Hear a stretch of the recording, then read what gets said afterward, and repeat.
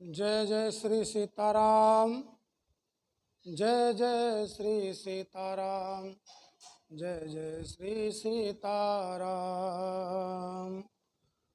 गुरुर्ब्रह्मा गुरुर्विष्णु गुरुर्देवो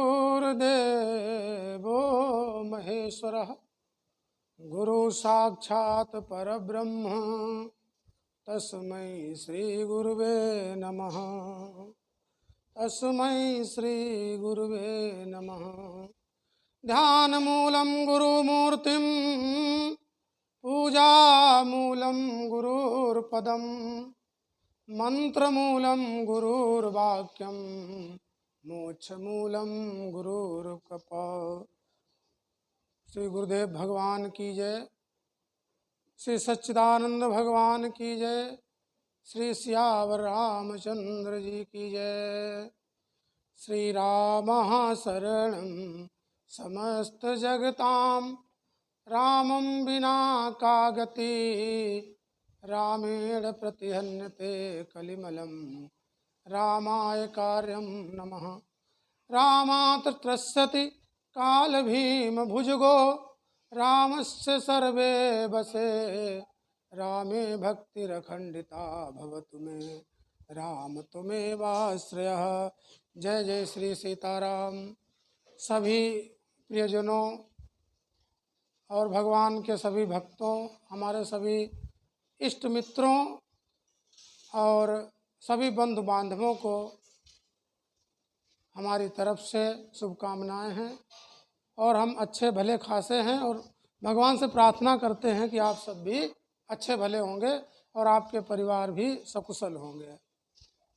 बंधुओं मित्रों, लगभग 3 साल सेवानिवृत्त होने के बाद आज जब हमारे इष्ट मित्रों के फ़ोन आते हैं, उनसे बातचीत होती है, तो हमारे सभी बंधु बांधव हमसे प्रायः पूछते हैं कि भाई पंडित जी अब क्या कर रहे हो। अजय पंडित जी जो नाम है हमारा, ये हमारे मित्रों का दिया हुआ है। जहाँ हमने सेवा की है वहाँ जितने भी हमारे मित्रगण थे, भाई बांधव थे, जो हमारे सीनियर थे, कुछ हमारे जूनियर भाई थे, उन सभी ने हमें पंडित जी का नाम दिया था। तो मेरी तरफ से उन सभी को साधुवाद। और सेवानिवृत्त होने के बाद जीवन जो है वैसा ही चल रहा है, जैसा उस समय था वैसा ही आज है। बस थोड़ा सा इस बात का दुख होता है कि हम आप सभी से इतनी दूर आ गए हैं और बाई फेस नहीं मिल पाते हैं। तो अब 3 साल गुजर गए, कभी सभी इष्ट मित्रों से बात भी नहीं हो पाती और सभी के हमारे पास नंबर भी नहीं है, या सभी दोस्तों के जो है हमारा उनके पास नंबर नहीं है। अहमदनगर, पठानकोट, फिरोजपुर और प्रायः चेन्नई जैसी जगह पर हम रहे साथ साथ, और उतना ही प्रेम रहा जितना भाई होता है लंगोटिया मित्रों का होता है। तो अभी हमें सोच रहे थे बहुत दिनों से कि भाई आप लोगों से कैसे मुलाकात हो, कैसे बातचीत हो, कैसे हम आपके संपर्क में रहें, आपका अनुभव, आपका आशीर्वाद और जो थोड़ा बहुत हमारा अनुभव है वो हम आपके साथ कैसे शेयर करें। तो हमारे 2 बच्चे हैं, उन बच्चों ने हमें सलाह दी कि आप यूट्यूब, फेसबुक, इंस्टाग्राम आदि की मदद से अपने इष्ट मित्रों से कांटेक्ट में रह सकते हैं। तो हमें भी ये अच्छा प्रस्ताव लगा, और आप लोगों को पता है इतने तो हम क्वालिफाइड भी नहीं हैं, तो उन्हीं की मदद से हमने अकाउंट क्रिएट किया और आप लोगों से हमने कहा बातचीत होती रहेगी। और अच्छा, आप लोग दिनचर्या के बारे में कभी कभी पूछते हैं कि भाई सुबह शाम तक क्या करते हो या घर जाने के बाद क्या कर रहे हो। तो मैं सोचता हूँ कि अब हम आपको अपनी दिनचर्या के बारे में बताया करेंगे और जहाँ तक हो सकेगा हम अपने घरेलू अनुभव भी आपसे शेयर करेंगे। तो आप सभी लोग मेरे यूट्यूब चैनल श्री राम भक्त नारायण दास पे जुड़िए और अपना सहयोग और आशीर्वाद प्रदान कीजिए, ताकि हम और आप सब मिलकर इस जीवन का आनंद उठा सकें और जीवन को एक दूसरे के अनुभवों से, एक दूसरे से सहयोग और प्रयासों से मंगलमय बना सकें। हमारी उम्र उस समय 8-9 वर्ष की रही होगी, जब हम प्रातः स्मरणीय परम पूज्य श्री श्री 1008 श्री बाबा प्रेमदास जी महाराज जी के सानिध्य में पहुँचे। महाराज जी गुरुदेव की बड़ी अनुग्रह हुआ कि उन्होंने हमें अपना शिष्य बनाया। अच्छा, आप लोगों के पास जब हम पहुँचे थे उस समय जो है हम कंठी भक्त भगवान के भक्त थे, और उस समय भी हमारे गले में कंठी थी। भगवान नाम जो है वो हम अपना लिया करते थे, और आपके साथ रहे, आपके सहयोग की बदौलत ही उस कंठी का मान भी हमारा बना रहा, भजन भी होता रहा, और आप सभी से प्रेम व्यवहार भी बना रहा। महाराज जी हमसे कहते थे कि बेटा, एक चीज़ बहुत ज़रूरी है जीवन में। तो हमने उनसे प्रार्थना की कि गुरुदेव वो ऐसी कौन सी चीज़ है जो आवश्यक है। तो महाराज जी ने 2 शब्दों में हमें जो है जीवन का सार बता दिया। वो जीवन का सार इतना महत्वपूर्ण है कि इससे इस लोक और परलोक दोनों लोकों में कल्याण है। गुरुदेव भगवान कहा करते थे कि हरि को भजन, पेट को धंधा। 2 चीज़ें जीवन में, जो चीज़ें ही इम्पॉर्टेंट हैं, हरि को भजन, पेट को धंधा, और जो न करे सो मूर्ख अंधा। अच्छा, उस समय तो हमने इस चीज़ पे उतना गौर नहीं किया, क्योंकि कुछ समय के बाद हम आप लोगों के पास पहुंच गए, और जो सेवा थी उसमें इतना हम बिजी थे, व्यस्तता बहुत ज़्यादा थी लाइफ में। तो अब जब हम घर आए हैं तो हम सोच रहे हैं कि महाराज जी ने जो हमसे, देखिए हर चीज़ का एक अर्थ होता है, एक भावार्थ होता है, एक शब्दार्थ होता है। हमने बहुत गहन विचार किया। हरि को भजन, पेट को धंधा। महाराज जी ने पहले पेट का धंधा नहीं, बल्कि हरि का भजन, भगवान का भजन पहले बताया, और पेट का धंधा बाद में बताया। तो अभी हमारे वो समझ में आ गया है कि जीव को, और ख़ासकर मनुष्य योनि में जो जीव हैं, उनके लिए सबसे पहले जो है भगवान का भजन, और तत्पश्चात पेट के धंधे के बारे में सोचना चाहिए और कार्य करना चाहिए। क्योंकि एक दफ़ा, एक समय अगर हम पेट के लिए न भी खाने को हो तो भी काम चल जाएगा, लेकिन अगर हमने भगवान का भजन नहीं किया, भगवान की शरणागति नहीं गए, तो उससे क्या होगा। समय है, समय सीमित है, और उस समय का हमें नहीं पता कि वो समय कब, कितने समय तक हमारा साथ देगा, और हमारा जीवन उतना ही दिन हुआ और हमने भजन नहीं कर पाया, तो हमें अधिक अधोगति मिलेगी। तो उस अधोगति से बचने के लिए, इस भवसागर में डूबने से बचने के लिए मनुष्य को या हमें क्या करना चाहिए, पहले भगवान का भजन करना चाहिए, उसके बाद में अपने जो है दिनचर्या के कार्य करने चाहिए। तो बंधुओं, हम यही करते हैं, जितना समय मिलता है, और जितना क्या पूरा समय भगवान का भजन, और जो हम पेट का धंधा करते हैं उसके चलते भी भगवान का भजन। शायद हमारे बहुत से जन्म जन्मांतर के जो पुण्य थे वो आज हमारे काम में आ गए, कि हमारे सदगुरु महाराज की हम पे कृपा हो गई, और उस कृपा का फलस्वरूप ही है कि उस जगह पर रह के, उतनी व्यस्तता होती हुई भी हम आज भी प्रभु के दास हैं, और कल भी दास थे, और जब तक ये जीवन है तब तक भी दास रहेंगे, और जीवन जब नहीं भी होगा तब भी हम अपने राम जी के दास ही रहेंगे। बंधु बांधवों, इष्ट मित्रों, इतना जो है कलिकाल का बुरा समय चल रहा है, आप सभी लोग जानते हैं, और आप सभी मानते हैं, हम सभी जानते हैं, परंतु भगवान की माया इतनी प्रबल है कि हम जानते हुए भी शुभ कर्म नहीं कर पाते हैं। तो ऐसे में क्या करना चाहिए? ऐसे में जो है हमें संतों की शरण में जाना चाहिए, भक्तों की शरण में जाना चाहिए, और उनकी जब कृपा होगी तब हमें भगवान की शरणागति प्राप्त हो जाएगी। भगवान की शरणागति प्राप्त हो जाएगी तब तो मंगल ही मंगल है।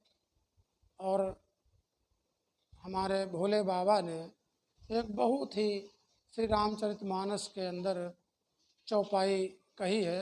भगवान शंकर ने जब श्री रामायण जी की कथा प्रारंभ की तो उन्होंने भगवान की एक स्तुति की है। इस संसार के इस ब्रह्मांड के अंदर, चाहे पृथ्वी लोक हो, चाहे स्वर्ग लोक हो, चाहे वैकुंठ तक, और यहाँ से नीचे रसातल तक 7 लोक और 14 भुवनों में जो सबसे ज़्यादा प्रिय और सबसे ज़्यादा कही जाने वाली कथा है वो हमारे भगवान की है। श्री रामचरितमानस के माध्यम से जो रामायण कथा श्रीमद् गोस्वामी तुलसीदास जी महाराज ने कही है, उसमें भगवान भोले बाबा एक चौपाई कहते हैं कि मंगल भवन अमंगल हारी द्रबहु सो दशरथ अजिर बिहारी। इस एक चौपाई में ही भगवान से सारी प्रार्थनाएं हो जाती हैं। अपने लिए हम सब मांग भी लेते हैं, हम अपने लिए सब कुछ प्राप्त भी कर लेते हैं और हम भगवान की भक्ति भी मांग लेते हैं। तो जीवन में सबसे महत्वपूर्ण चीज़ जो है भगवान की भक्ति और भगवान का सुमिरन है। उसके बाद ये जो हमें शरीर प्राप्त हुआ है, जो हमारा भोजन है, जो हमारा खाना पानी है, जो भी है वो इस शरीर की मेहनत का ही होना चाहिए। हमें हमेशा ये प्रयास करना चाहिए कि हम अगर एक गिलास जल भी पीते हैं, एक अन्न का दाना भी खाते हैं, उसमें बेईमानी, चोरी या किसी के साथ धोखा किया हुआ धन नहीं होना चाहिए। और जब हम ऐसा धन खाएंगे तो हमारी बुद्धि भी सद्बुद्धि रहेगी और हम अपना भी कल्याण करेंगे। जो हम अपना कल्याण करेंगे, निश्चय रूप से जो हमारे साथ जुड़ेगा उसका भी कल्याण होगा। और अगर हम दूषित भोजन करेंगे तो हमारी मन बुद्धि भी दूषित होगी और हम अपना कल्याण न करके दूसरों का भी कल्याण नहीं कर पाएंगे। इन सब बातों पर विचार करने के बाद आज हम सोचते हैं कि हम कुछ समय ऐसा निकालें कि आप लोगों के भी संपर्क में बने रहें। होल वर्ल्ड, यूनिवर्स, ये अक्सर इन शब्दों का प्रयोग हम पृथ्वी तक ही सीमित रखते हैं या इस जीवित शरीरों तक ही हमारा अनुभव है। लेकिन एक शब्द शास्त्रों में ब्रह्मांड आता है, ब्रह्म और ब्रह्मांड। हम ब्रह्म और ब्रह्मांड के बारे में भी चिंतन करते रहे। ये चिंतन, और देखिए भजन जो है वो तीसरी सीढ़ी पर पहुंच जाता है।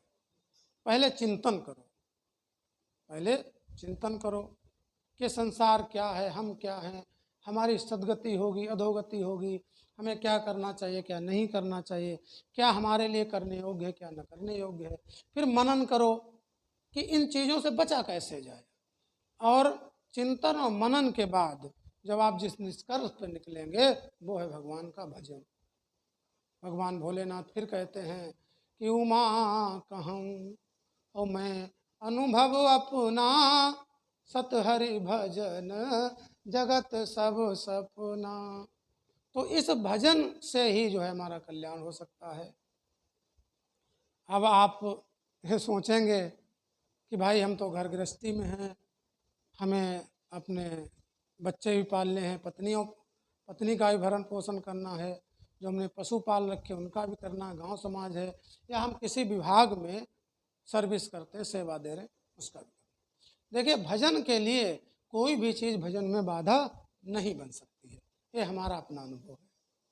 आपके समाज में रह रहे हैं, आपके चारों तरफ का वातावरण कैसा, एटमॉस्फेयर कैसा है, उसका कोई फर्क नहीं। भजन सिर्फ और सिर्फ गुरु की कृपा से संभव है, भगवान की दया से संभव है। और भगवान की भक्ति कब प्राप्त होती है? भगवान की भक्ति सहज प्राप्त करने के कुछ इस पृथ्वी धराधाम पर उपाय हैं। इनमें से कुछ उपाय बहुत सरल हैं और कुछ थोड़े से प्रयास करने से प्राप्त होते हैं। इन सब के बारे में भी हम समय समय पर चर्चा करते रहेंगे। कुछ पारिवारिक जीवन में, कुछ सांसारिक जीवन में, कुछ हम अपने जो आसपास के हमारे पड़ोसी हैं उनसे भी हमें कैसे तालमेल रखना चाहिए, इस पर भी चर्चा होगी। और आज ये जो मीडिया प्लेटफॉर्म है, जो मीडिया प्लेटफॉर्म है, इस मीडिया प्लेटफॉर्म पर हमें हर चीज़ उपलब्ध है। जैसे किसी क्वेश्चन को पूछना है, हम गूगल से पूछ लेते हैं।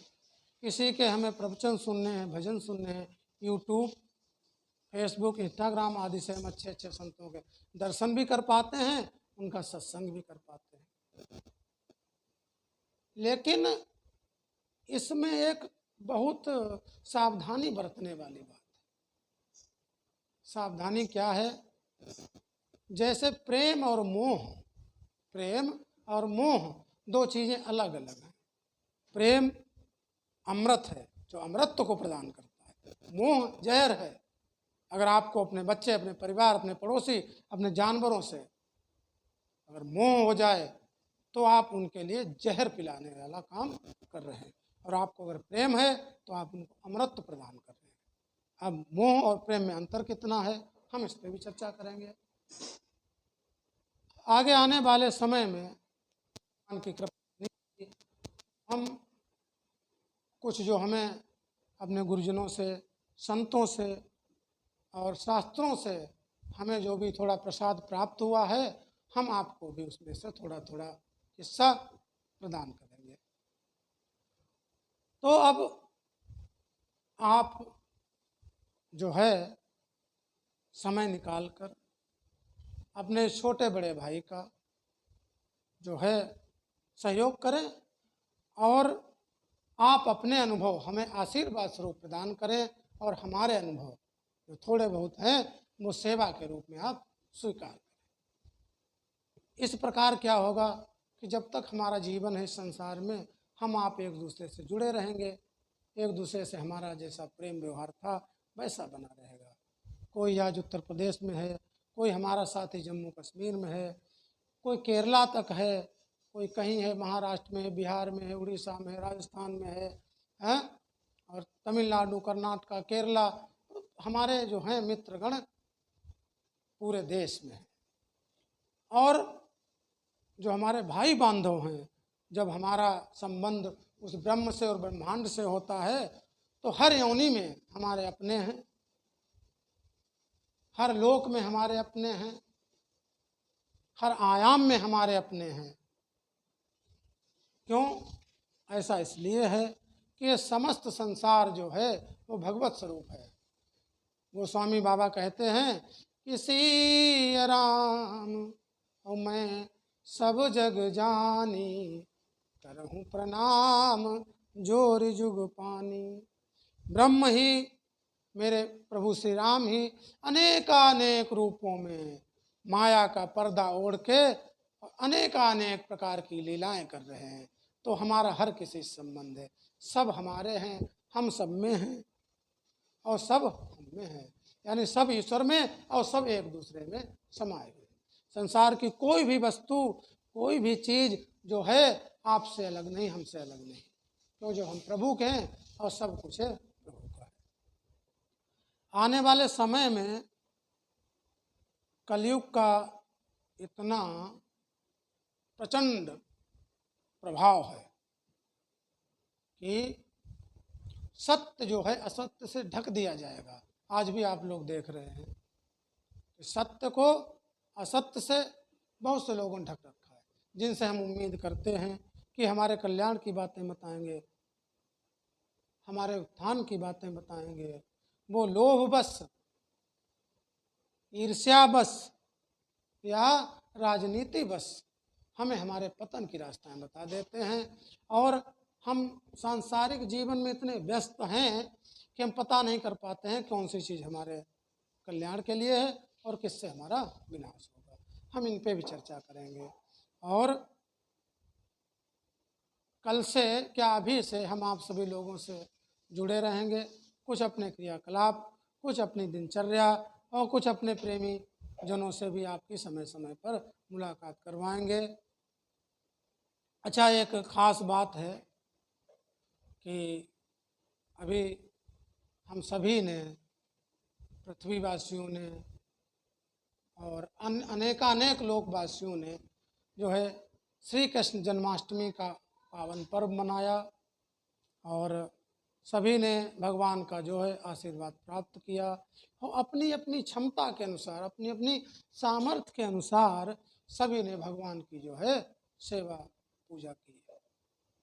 अब इसी क्रम में हमारे श्री कौड़ियादान बाबा आश्रम पे जो है महंत उपेंद्र दास की अध्यक्षता में कहिए या उनके माध्यम से हमारे ग्रामवासियों ने, क्षेत्रवासियों ने भी जो है श्री कृष्ण जन्माष्टमी का पावन पर्व मनाया है। और भगवान की जो है जन्माष्टमी के बाद में एक भंडारे का आयोजन होता है जिसे हम छठी का भंडारा कहते हैं। हमारे पूज्य गुरुदेव भगवान भी भगवान कन्हैया की छठी का भंडारा किया करते थे और हम जब उस समय बच्चे थे। हालांकि जब गुरु जी परम धाम को पधारे तब दास की आयु लगभग 24-25 वर्ष रही होगी, पर जब हम गुरु जी के चरणों में पहुँचे थे तो हम शिष्य तो उनके ऐसे 10 साल के अवस्था में बने होंगे, परंतु हम घुटनों जब चलते थे तब हमारे परिवारजनी ले जाते थे हमें आश्रम पे और हम गुरुदेव भगवान के चरणों में बैठकर भगवान की कथाओं का, भगवान के भजन का और अपने गुरुदेव भगवान के दर्शन का लाभ प्राप्त किया करते थे। तो आज हमारे महंत जी ने एक मैसेज भी दिया था कि वो 13 तारीख को, 13 सितंबर को जो है भगवान श्री कृष्ण की छठी का आयोजन कर रहे हैं। तो उस भंडारे में उन्होंने सभी भक्तों को आमंत्रित किया है और हालांकि वो हमारे गुरुदेव की तपस्थली है, कर्मस्थली है, तो हम भी आप सभी को सादर आमंत्रित करते हैं कि जिन लोगों को संभव हो सके वो ज़रूर पधारें श्री कौड़ियादान बाबा आश्रम पे, जो कि कन्हारी हरदोई में पड़ता है। और जो लोग नहीं भी आ सकते हैं उन्हें हम इसी यूट्यूब के माध्यम से जितना हो सकेगा उस छठी के दर्शन कराएंगे, भगवान के दर्शन कराएंगे। तो अब हम अपनी वाणी को यहीं पर विराम देना चाहेंगे और आप सभी से पुनः हमारा निवेदन है कि अपना स्नेह, अपना प्यार और जो हमारा भाईचारा था उसे बना के रखें। फेसबुक पर भक्त नारायण दास, श्री राम भक्त नारायण दास के नाम से और यूट्यूब पर श्री राम भक्त नारायण दास के नाम से हम आपके आशीर्वचन और अनुभव के प्रार्थी रहेंगे। अब ये नाम हमारे गुरु जी का दिया हुआ है तो अब हम आपको इसी नाम से अपना परिचय देंगे। तो एक बार फिर से सभी लोगों को जय जय श्री सीताराम।